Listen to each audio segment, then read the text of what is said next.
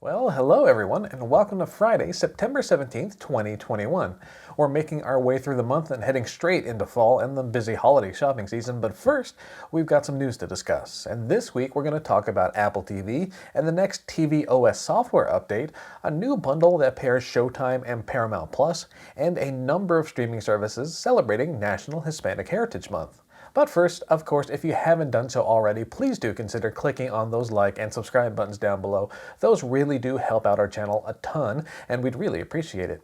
And just in case this is your first time watching, just a heads up, for all the stories we're about to discuss, we'll have links to full posts included down below in the video description.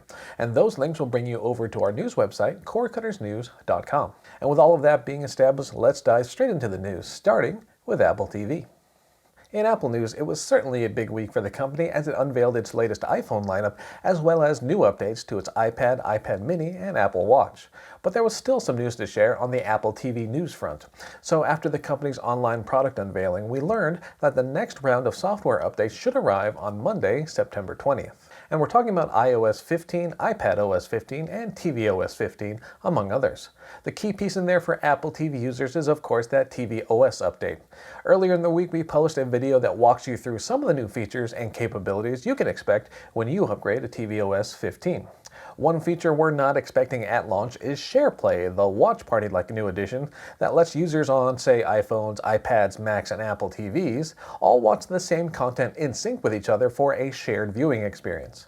Apple's already said that feature will come at a later date, so stay tuned for more on that front in the future. And just to be clear, that new software will be available for the Apple TV HD as well as both generations of the Apple TV 4K. Of course, we'll have a link to our video along with the news post included down below in the video description, and you might also see a link up in the corner here depending on how you're watching this video.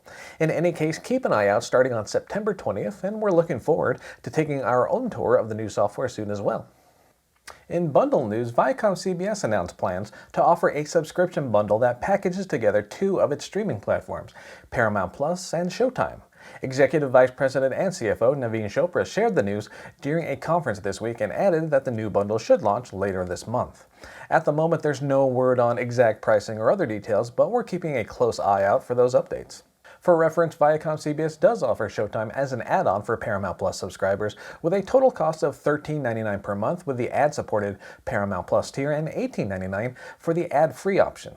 The launch of a bundle does align with earlier messaging from Viacom-CBS, which has shown an intent to keep its streaming brands as separate entities rather than merging them into one integrated service. And yes, Pluto TV will continue on as the company's free ad-supported streaming option. Again, we'll keep track of this story as it develops over the next few days and weeks. In the meantime, though, does the notion of a bundle that pairs Showtime and Paramount Plus sound intriguing to any of you out there?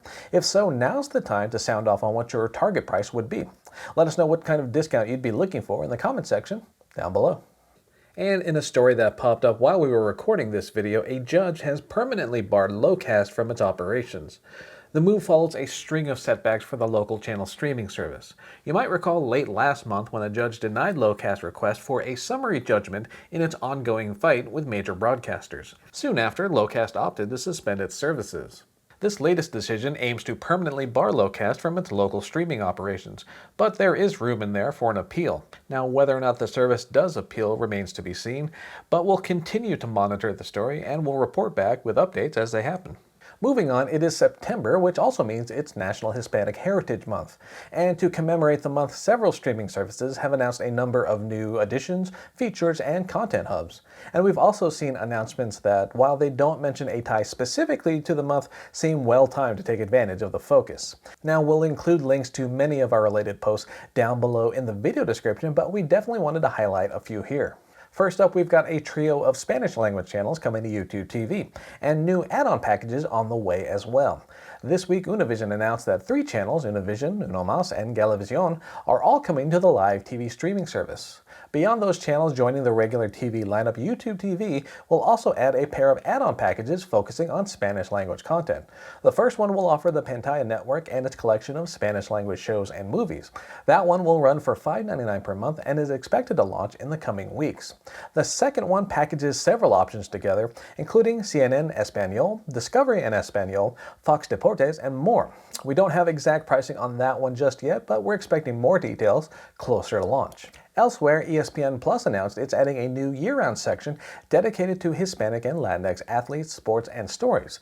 It's called ESPN Plus Más, and it launched earlier this week. You can check out the post link down below for more details. Next up, Pluto TV is adding 4 more Spanish-language channels to its free streaming lineup. Again, you can check out the full details in our post down below in the video description, but viewers can expect to catch a variety of family content, courtroom dramas, and fan favorites for free. And those new channels should be live as of this week. HBO Max is also celebrating the month with a dedicated Spotlight page. The hub will feature special events and a curated list of shows and movies. And yes, you'll find the lengthy list of included events and titles in our post link down below. And beyond those options, a number of other streaming services are marking the month in some form or another, so be sure to check out the full list down below and stay tuned to cordcuttersnews.com throughout the month. In sports news, the NHL is heading back to Disney. In an announcement this week, Disney shared that the 2021-2022 NHL season will be available on its platforms for the first time since 2004. In all, hockey fans can expect 103 exclusive regular season games across ESPN, ESPN Plus, Hulu, and ABC. On top of that, more than 1,000 out-of-market games will be made available via ESPN Plus. And if you're curious about individual games, you can check out a lengthy schedule of ESPN Plus and Hulu games in our full post linked down below in the video description.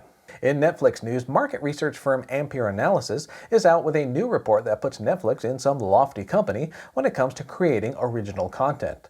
The firm says its findings suggest Netflix originals make up about 31% of the most popular titles since 2019 and regularly command a large portion of the top 20 month to month.